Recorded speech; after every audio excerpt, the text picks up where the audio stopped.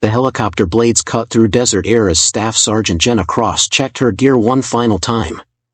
Around her, 5 battle-hardened Marines avoided eye contact, their silence speaking volumes about her unwelcome presence on this extraction mission.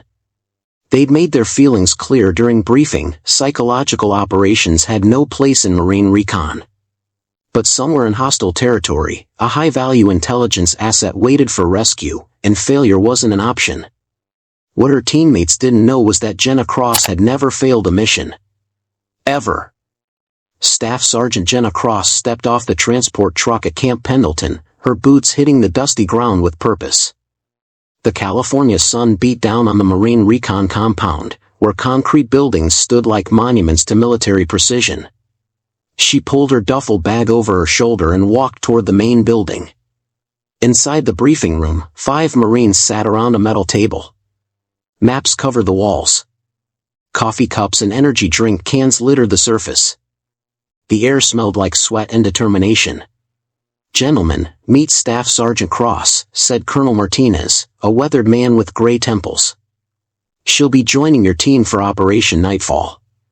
The silence stretched like a taut wire. Sergeant First Class Tommy Rodriguez, a stocky man with tattoos covering his forearms, looked up from cleaning his rifle.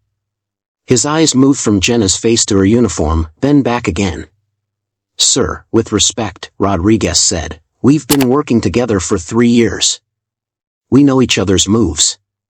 Adding someone new right before a high-risk extraction is exactly what's needed," Martinez interrupted.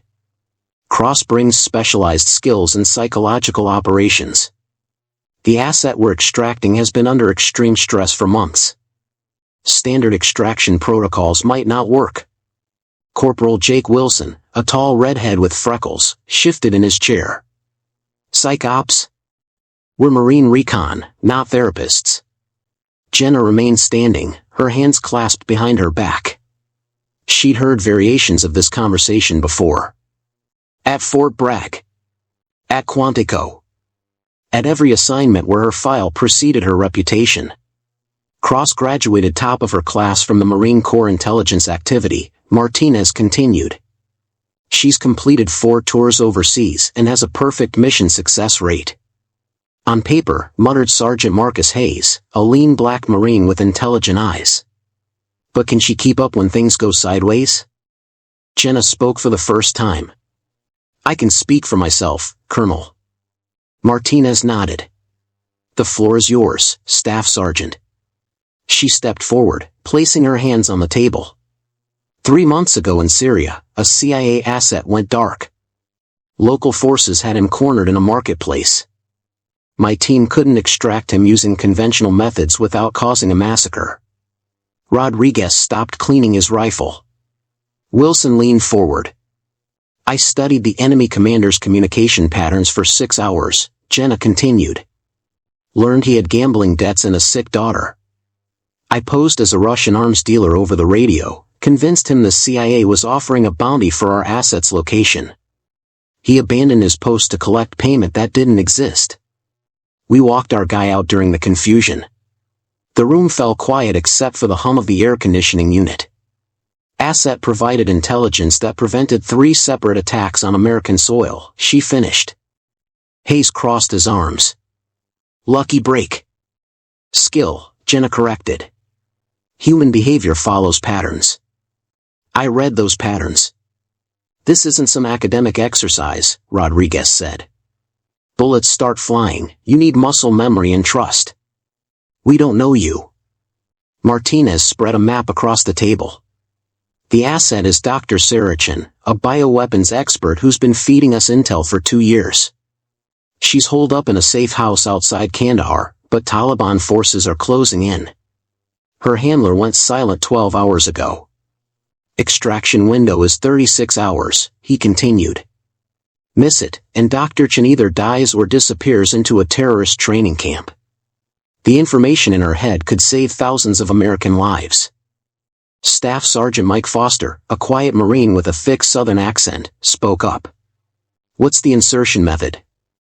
"Helicopter drop, 5 clicks from target," Martinez replied. "You'll move in on foot, collect the asset, and extract a predetermined LZ. Simple in theory. Nothing simple over there, Wilson said. Martinez looked at Rodriguez. Tommy, you're team leader. Cross will provide tactical support and handle the asset's psychological state during extraction.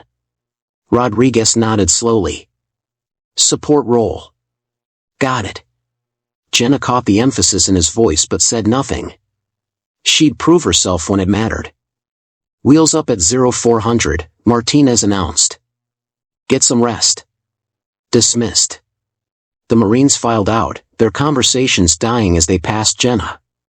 She gathered her gear and found her temporary quarters, a small room with a single bed, metal desk, and wall locker. Through the thin walls, she heard Rodriguez talking to Hayes in the next room. Great. Babysitting duty in a combat zone. At least she's not green, Hayes replied. For tours means she's seen action. Psych ops isn't the same as door kicking. When things go bad, we need fighters, not analysts.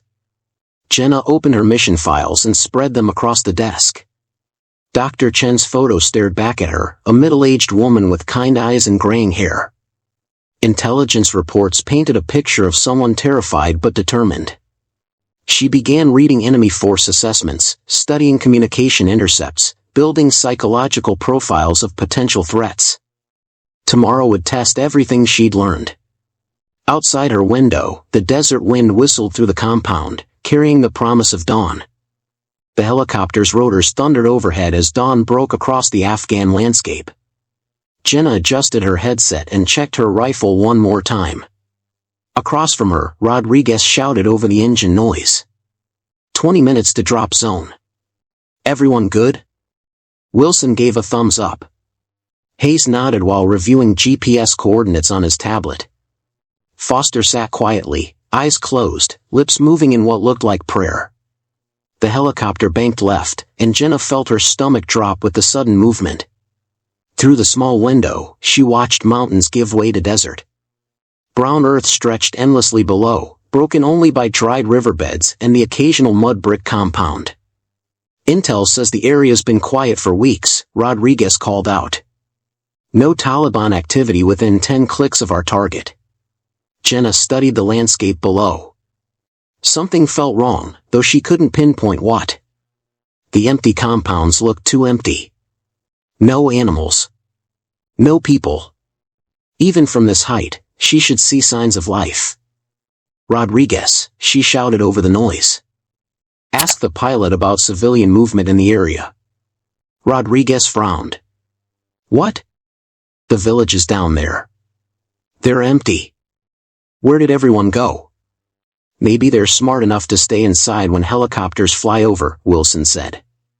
Or maybe they know something we don't, Jenna replied.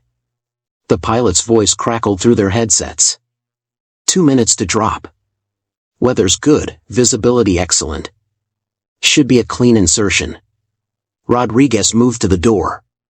Stack up. Cross, you're last out. They lined up behind him. Jenna felt the familiar knot in her stomach that came before every mission. The helicopter slowed and began its descent. 1 minute, the pilot announced. Rodriguez slid the door open. Hot air rushed into the cabin, carrying the smell of dust and diesel fuel. The ground rose to meet them, and Jenna could see their landing zone, a flat area surrounded by low hills. 30 seconds. The helicopter touched down with a jarring bump. Rodriguez leaped out, followed by Wilson, Hayes, and Foster. Jenna grabbed her pack and jumped, her boots hitting hard ground. The helicopter lifted immediately, leaving them in sudden silence. Rodriguez pointed toward a ridgeline to the east. Target's 3 clicks that way. We move fast and quiet. They spread into formation, with Rodriguez on point and Jenna bringing up the rear. The desert heat hit her like a physical blow. Sweat started forming under her body armor within minutes. After an hour of walking, Hayes called a halt. Something's not right with these GPS coordinates. Rodriguez moved over to check Hayes' tablet. What do you mean? According to this, we should see the safe house from here. But there's nothing but empty ground ahead. Jenna pulled out her binoculars and scanned the area. A cluster of buildings sat in a valley about half a mile away, but they didn't match the photos from their briefing. "The buildings are wrong," she said. "Intel photos showed a 2-story compound with blue doors. Those buildings are single-story with green doors." Wilson wiped sweat from his face. "Maybe Intel got the photos mixed up. Or maybe our asset moved," Foster suggested. Rodriguez keyed his radio. "Base, this is Recon 6.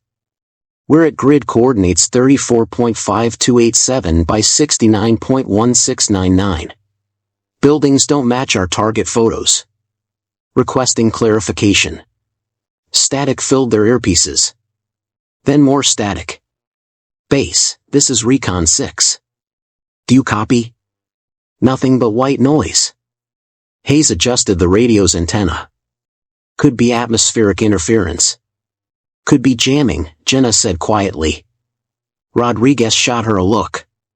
"You think someone's blocking our comms?" "Those empty villages we flew over. The wrong buildings. Now our radio goes dead right when we need guidance." Jenna knelt and pulled out her map. "If I were setting a trap, this is how I'd do it." "Paranoid much?" Wilson asked. "Alive much," she replied. Rodriguez studied the terrain ahead. "We proceed to target." If Dr. Chen moved locations, she would have left a signal. They continued toward the compound. As they got closer, Jenna noticed other details that bothered her. No laundry hanging outside. No cooking smoke. No children's toys scattered in the dirt. "This place is abandoned," she said. "How can you tell?" Hayes asked. "No signs of daily life. When people live somewhere, they leave traces. Worn paths to the well. Patches of dirt where kids play. Fresh tire tracks. This compound has been empty for weeks." Foster raised his hand suddenly. "Movement. 2 o'clock." They all froze. Jenna followed his gaze and saw a figure duck behind a wall about 200 yards away. "Civilian?" Rodriguez whispered. Jenna studied the area through her scope. "Can't tell. But whoever it is, they're watching us." Rodriguez made quick hand signals. The team spread into defensive positions behind a low stone wall. The desert sun beat down mercilessly, and Jenna felt sweat stinging her eyes. "Base, this is Recon 6, Rodriguez tried the radio again. "Anyone copy?" Still nothing. Wilson crawled over to Rodriguez. "What's the call, Sergeant?" Rodriguez looked at the empty compound, then at his team. "We came here to extract Dr. Chen. Until we know she's not in there, we continue the mission." Jenna chambered a round in her rifle. "Then we better be ready for whatever's waiting." The figure behind the wall moved again, this time joined by 2 others. They were no longer alone in the desert, and help was nowhere to be found. Rodriguez checked his watch. "Move out. Stay sharp." They advanced toward the compound, not knowing they were walking into exactly the trap Jenna had predicted. Rodriguez raised his fist, and the team froze behind a crumbling wall 50 yards from the compound. The 3 figures they'd spotted earlier had vanished, leaving only empty windows staring back at them like dead eyes. "Wilson, Foster, take the back entrance," Rodriguez whispered into his throat. "Mike Hayes, you're with me on the front. Cross, cover R6. Jenna positioned herself behind a pile of rubble where she could watch their rear and the approach routes. Through her scope, she scanned the surrounding hills. Too many places for snipers to hide. Wilson's voice crackled through their comms. "Back door's been forced. Lock's busted, but it's old damage. Days, maybe weeks." "Copy that," Rodriguez replied. "Moving in." Jenna watched Rodriguez and Hayes approach the front entrance. The wooden door hung askew on broken hinges. Hayes tested it with his boot, and it swung open with a prolonged creak. "Clear," Hayes reported after sweeping the front room. "Back room clear," Wilson called out. "Side room's clear," Foster added. Rodriguez's voice carried frustration. Compound's empty. No sign of Dr. Chen. Jenna kept scanning the hills through her scope. Movement caught her eye, a glint of metal from a ridge about 400 yards out. She adjusted her focus. Binoculars. Someone was watching them. Rodriguez, we've got eyes on us, she reported. Ridge line, northwest. How many? Can't tell. At least one spotter. Inside the compound, Wilson found something. Got fresh footprints in the dust.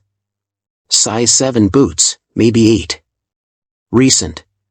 Chen wears size 7, Hayes said, checking his notes. Foster called out from another room. Found something else. Radio equipment. Still warm. Rodriguez emerged from the building. Cross, get in here. We need your read on this. Jenna reluctantly left her overwatch position and entered the compound. The main room smelled of stale cigarettes and fierce sweat. Maps covered one wall, and a makeshift communications setup sat on a wooden table. Foster pointed to the radio. This thing was definitely being used today. Battery's almost dead, but it's been transmitting. Jenna examined the equipment. This isn't military issue. Too sophisticated for Taliban, but not CIA standard either. She noticed something else. Look at this. She pointed to cigarette butts scattered around the radio. 3 different brands. American Marlboro, Russian Sobranai, and local Afghan tobacco. Meaning what?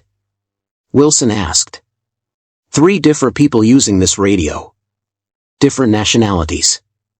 Jenna studied the maps on the wall. Chen was here, but she wasn't alone. Hayes found a notebook beside the radio. Writing in English. Looks like Chen's handwriting from her file photos. He read aloud, Day 12. Handler missed contact again. Russians asking too many questions. Americans don't trust my intel. Taliban closing in from 3 sides. Moving to backup location tomorrow. When was this written? Rodriguez asked. Hayes flipped through pages. Yesterday. Last entry says they know. Everyone knows. Can't trust anyone. Going dark until extraction. Jenna felt ice in her stomach. This isn't right. What do you mean? Rodriguez demanded. Think about it. Chen's a bioweapons expert. High-value asset. Both Russia and America want her intel. But she's been playing multiple sides. Jenna pointed to the cigarette butts. She's been meeting with Russians and Taliban while feeding information to us. Wilson shook his head. You're saying she's a double agent? Triple agent, maybe. And now everyone's figured it out. Rodriguez keyed his radio. Base, this is Recon 6. Target's not at primary location. Found evidence of compromise. Request guidance on backup locations. Static answered him. Foster was still examining the radio equipment. This thing's been monitoring multiple frequencies. Military, civilian, even international bands. She was listening to everyone, Jenna realized. Our communications, Taliban chatter, Russian transmissions. She knew we were coming. A distant crack echoed across the desert. Then another. Gunfire, Hayes said. Coming from the southeast. Jenna climbed onto a chair and peered out a high window. Smoke rose from a building about 2 miles away. That's coming from the direction of the backup safe house. Chen? Rodriguez asked. Or whoever's hunting her. Wilson found more papers scattered under the table. Look at this. Chen wrote coordinates for 3 different extraction points. All different from what we were briefed on. Rodriguez studied the coordinates. She was planning her own extraction. Without us. More gunfire echoed across the desert, closer this time. Jenna moved back to the window and saw vehicles moving along a distant ridge. Too far to identify, but definitely heading their way. We need to move, she said. Now. Where? We don't know where Chen is, Hayes pointed out. Jenna grabbed the notebook and maps. Yes, we do. She's at the backup location getting overrun. That gunfire we're hearing? That's her last stand. Rodriguez looked at his team. Even if we find her, how do we know she won't sell us out to the highest bidder? Because right now, we're her only chance of staying alive, Jenna replied. Enemy of my enemy. Foster packed up the radio equipment. These frequencies she was monitoring, I can track her transmissions if she's still broadcasting. Do it, Rodriguez ordered. Outside, engine noise grew louder. Multiple vehicles, moving fast. Wilson peered through a crack in the door. Company's coming. 3 trucks, maybe 4. Armed men in the back. Taliban? Rodriguez asked. Jenna studied the approaching vehicles through her scope. Mixed group. Some in military uniforms, some in civilian clothes. This isn't just Taliban. Someone's coordinating multiple factions. To do what? To find Chen before we do.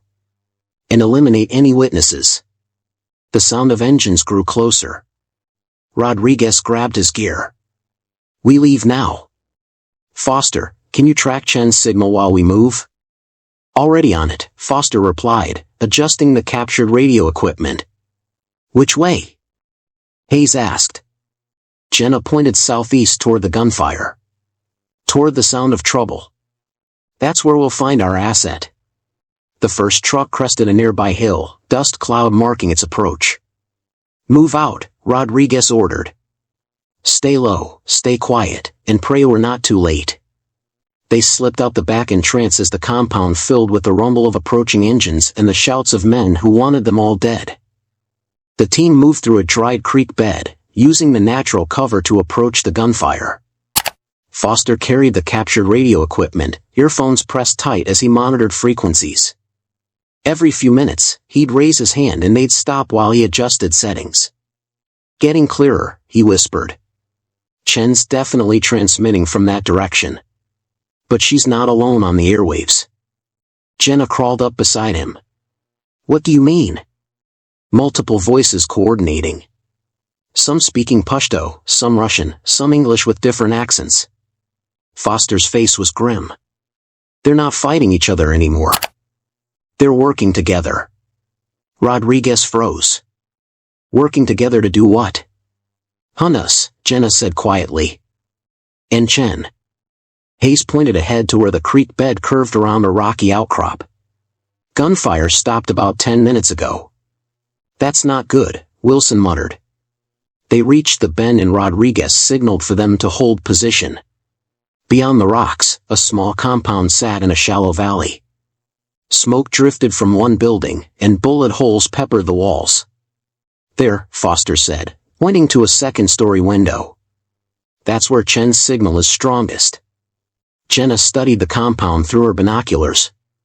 I count 8 hostiles surrounding the building. 3 more on the roof across the street. 2 vehicles blocking the road out. 13 against 6, Hayes calculated. Not great odds. Worse than that, Jenna said, still scanning. Look at their positions. Rodriguez took the binoculars. They're not attacking. They're containing. Exactly. This isn't a firefight anymore. It's a siege. Jenna lowered her own scope. They want Chen alive. Wilson wiped sweat from his face. So we go in shooting, extract her during the chaos. Won't work, Jenna replied. They're positioned to prevent exactly that. See how they're spaced? Overlapping fields of fire, but carefully placed so they won't hit each other in crossfire. Foster adjusted his earpiece. I'm picking up coordination chatter. Someone's running this show like a professional operation. Taliban don't coordinate like this, Rodriguez said. This is military-level planning. Jenna listened to the radio traffic through Foster's spare earphone. Russian voices mixed with English and local dialects. But something in the speech patterns caught her attention. Give me 5 minutes, she said, pulling out a notebook. For what? Rodriguez asked. To figure out who's really running this operation. She wrote down phrases she heard, noting accents and word choices. Russian speaker used formal military terms. English speaker had British accent but used American slang. Local speakers deferred to both foreign voices. It's a partnership, she announced. Former Russian military working with private contractors. Probably mercenaries. How can you tell? Hayes asked. Language patterns. The Russian uses Spetsnaz terminology. The Brit mixes SAS training with corporate military speak. They're not government. They're freelance. Rodriguez studied the enemy positions again. Freelance means they're getting paid. Who's paying them? Someone who wants Chen's bioweapons intel but can't use official channels, Jenna replied. Could be anyone. Arms dealers, terrorist financiers, rogue state actors. Foster suddenly went rigid. They're moving. Sounds like they're preparing to breach. Through the binoculars, Rodriguez watched the hostiles shifting positions.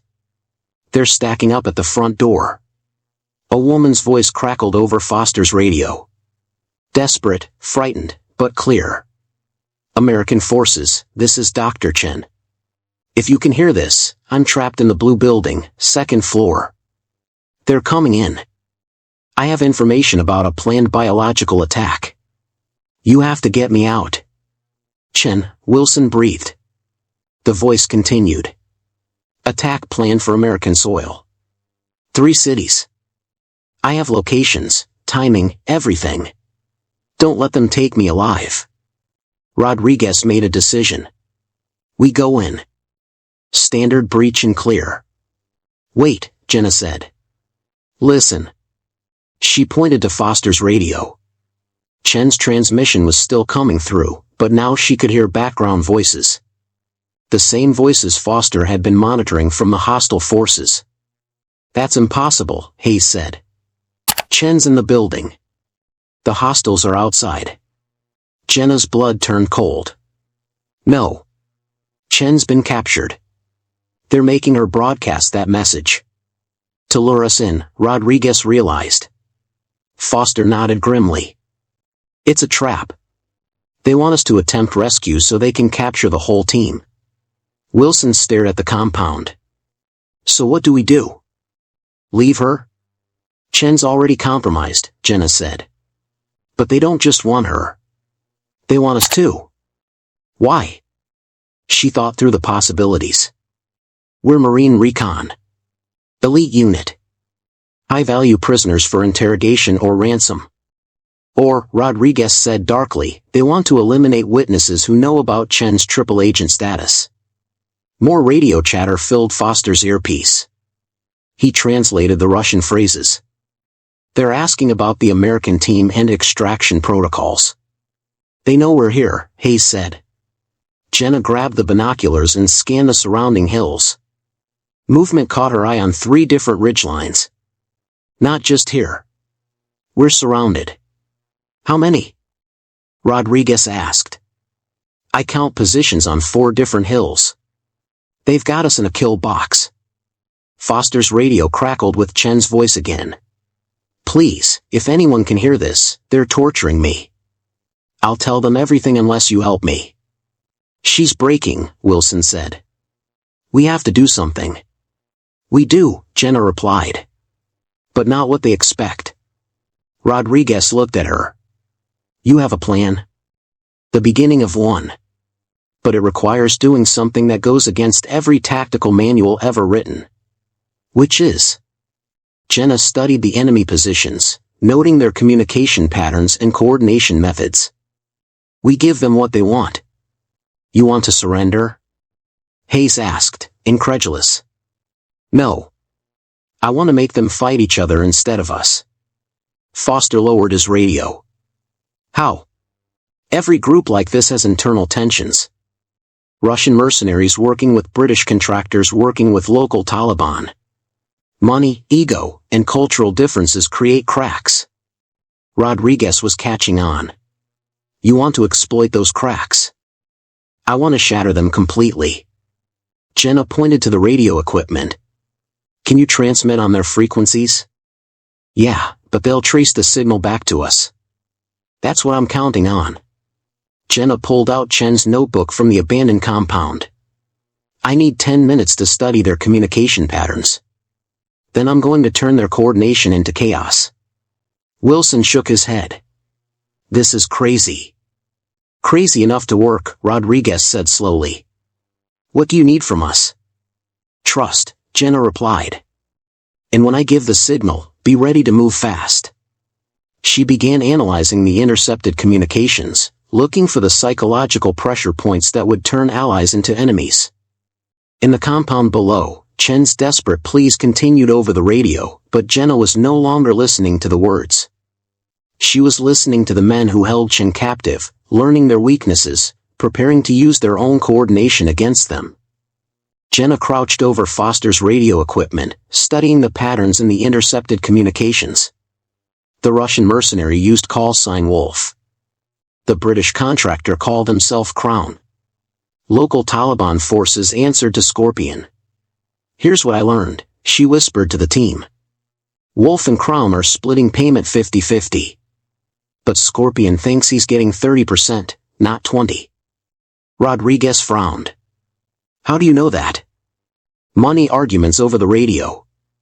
They think they're being subtle, but greed makes people sloppy. Jenna adjusted the frequency dial. Crown also mentioned something about Wolf's team taking casualties in Syria last month. Wolf denied it, got defensive. Hayes leaned closer. So there's already tension.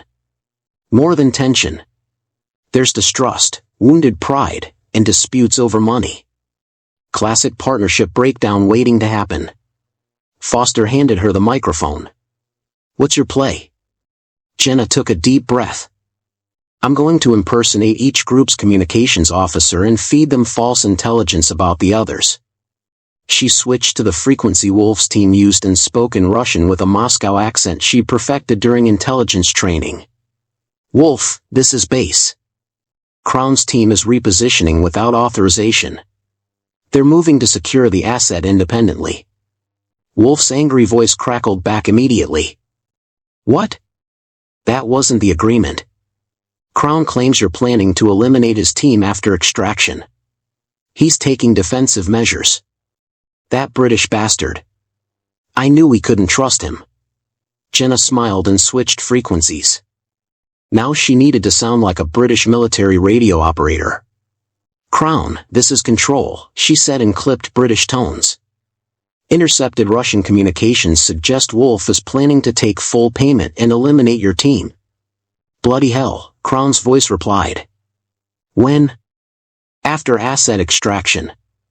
Wolf's already moved snipers into overwatch positions targeting your men. We'll see about that. Wilson watched in amazement as Jenna worked. You sound exactly like them. Years of practice, she replied, switching to the Taliban frequency. For this, she used Pashto. Scorpion, the foreigners are planning to betray you.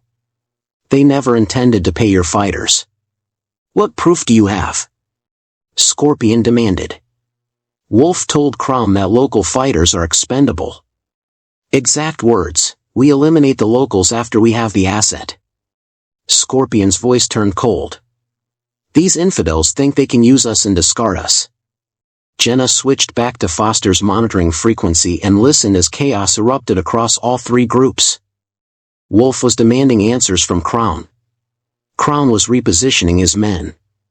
Scorpion was pulling his fighters back from their agreed positions. It's working, Foster whispered. They're breaking formation. Through her binoculars, Rodriguez watched the enemy positions. Wolf's snipers are moving. They're targeting Crown's men instead of us. Crown's team is taking defensive positions, Hayes added. They're not watching the compound anymore. Jenna wasn't finished. She switched back to Wolf's frequency. Wolf, Crown's team just secured the asset. They're planning immediate extraction without you. Impossible. We have overwatch on the building. Check your eastern flank. Crown's men entered through the back 10 minutes ago. Wolf's furious voice filled the radio. All units, move on the compound. Secure the asset before Crown's team extracts. Now she switched to Crown's frequency. Crown, Wolf's team is moving on your position. Heavy weapons incoming from the north. Defensive positions, lads. Russians are making their move. The radio exploded with cross-chatter as both groups prepared for battle. But Jenna had one more card to play. She switched to Scorpion's frequency. Scorpion, both foreign teams are about to fight over the asset. This is your chance to eliminate them both and take the prize yourself. My thoughts exactly, Scorpion replied. Foster was monitoring all frequencies now. This is insane. They're about to have a three-way firefight. Over an asset that's probably already dead, Hayes said grimly. Rodriguez made hand signals to his team. Get ready to move. When they start shooting each other, we extract to the alternate LZ. The first shots rang out across the valley. Wolf's team opened fire on Crown's positions near the compound. Crown's men returned fire immediately. There they go, Wilson said. Through her scope, Jenna watched muzzle flashes erupting from multiple positions. The carefully coordinated siege had dissolved into chaos. Wolf's snipers were targeting Crown's men. Crown's team was advancing on the compound. Scorpion's fighters were moving to flank both groups. Movement on the ridge, Foster called out. Scorpion's men are positioning to attack the survivors. Rodriguez checked his watch. How long can you keep this going? Not long, Jenna admitted. Eventually they'll figure out someone's manipulating their communications. As if on cue, Wolf's voice crackled over the radio. All units, communications compromise suspected. Switch to backup frequencies. Time to go, Rodriguez ordered.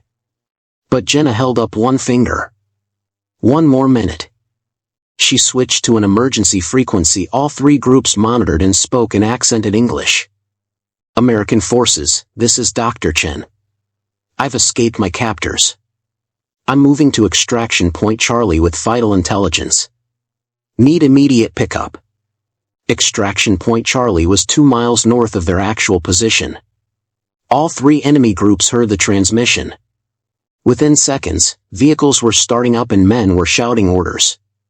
The entire enemy force began moving north, chasing a ghost. Now that's psychological warfare, Rodriguez said with genuine admiration. How long before they realize Chen isn't at Point Charlie? Hayes asked. Long enough, Jenna replied, packing up the radio equipment. By the time they figure it out, we'll be at the real extraction point. Foster shouldered his gear. What about the actual Chen? Is she still alive? Jenna's expression darkened. Probably not. But her death just saved all of us. They moved out through the creek bed as gunfire continued echoing behind them. 3 different groups of killers were fighting each other over an empty compound, chasing false intelligence, and heading toward an extraction point where no one was waiting. Rodriguez fell into step beside Jenna. Where did you learn to do that? Quantico taught me the theory, she replied. But real expertise comes from understanding that everyone has something they want more than they want to cooperate. And what did these guys want?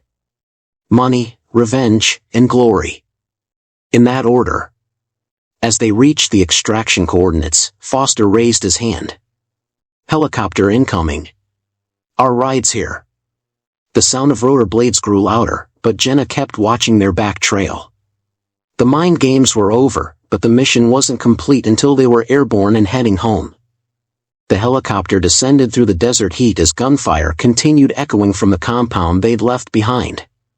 Rodriguez popped a smoke grenade to mark their position, purple smoke billowing up from the rocky outcrop. There, Foster pointed north. Enemy vehicles heading toward the false extraction point. Still chasing your ghost, Jenna. Through her binoculars, Jenna watched 3 separate convoys racing across the desert, kicking up dust clouds as they searched for a Dr. Chen who would never be found. Wolf's Russians, Crown's mercenaries, and Scorpion's Taliban fighters, all hunting phantoms while the real Marines prepared for extraction. The helicopter touched down 50 yards away, rotors whipping sand into stinging clouds. The crew chief jumped out and ran toward them, his voice barely audible over the engine noise. "Where's the asset?" he shouted. Rodriguez grabbed his arm. "Assets Kia. We're extracting with vital intelligence." The crew chief nodded and waved them toward the aircraft. Hayes and Wilson ran for the helicopter first, followed by Foster carrying the captured radio equipment. Jenna started toward the aircraft but stopped when she heard Foster's radio crackling. A new voice was broadcasting on the emergency frequency, speaking English with an American accent. "Any American forces, this is Dr. Sarah Chen. I repeat, this is Dr. Chen. I escaped during the firefight. I'm alive and have critical intelligence about biological weapons. Please respond." Rodriguez froze. "That's impossible." Jenna grabbed the radio from Foster.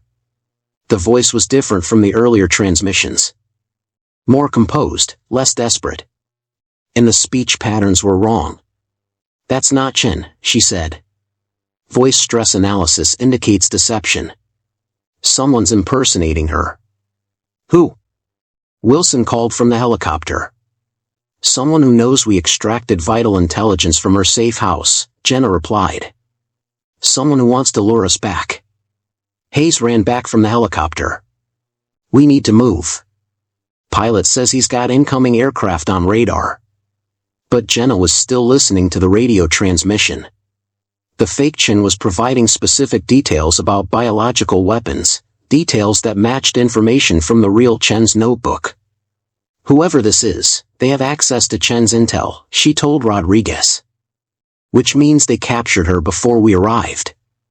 "So the real Chen was never in that compound?" Foster asked.